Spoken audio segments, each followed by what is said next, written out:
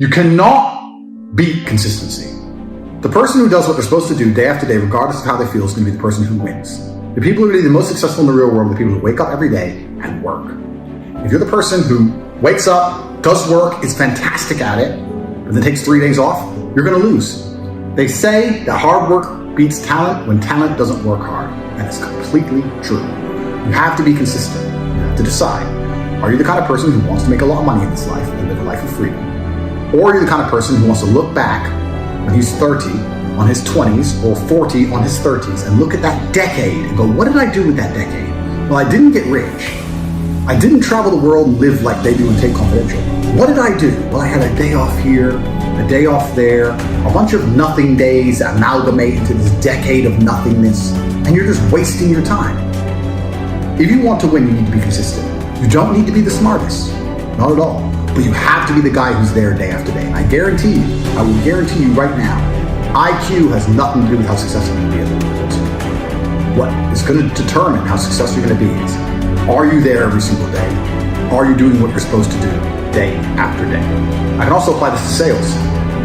I knew guys who were terrible on the phone. Back in my day on sales, you used to have to call companies. I was smooth, I was the best. We had some other guys who were smooth. They'd land a deal, go buy a nice car, whatever, take a few days off, take it easy. We had people who were terrible. And when I say terrible, I mean they had a thick Indian accent, didn't speak English that well, didn't know the script that well, didn't know the answers. But they were always in the top 20% of the company because they just hammered the phone. They just were on it. They needed to feed their family in Bangladesh. They didn't give a fuck. They were just calling. That's it. Day after day. When you're on lunch break, he's on the phone. You can win with hard work alone. That's what's amazing about the universe when I say that. God will give you anything you truly want.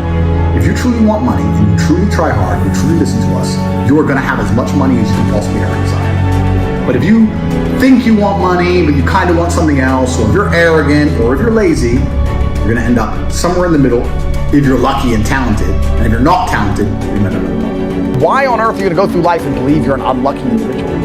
I don't see how that can benefit. Why would you think? It's kind of crazy because I say this. The number one thing people don't have control of in their lives is their mind.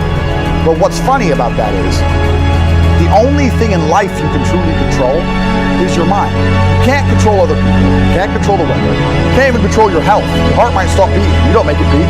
It just goes. So it's going to turn off one day. The only thing you can control in your life is what you think in your mind. So if you're going to sit there and go, oh, I'm sad, well, you can change that if you actually try, but you don't. You just accept it, right? So people have lost control of their own minds. And I don't understand why you would allow your own mind to take power from you. Why would you believe let your own mind convince you you're not a lucky person, or I'm not this, or I'm not confident? Why would you let your own mind sabotage you? Why wouldn't you reprogram your own mind to be on your team?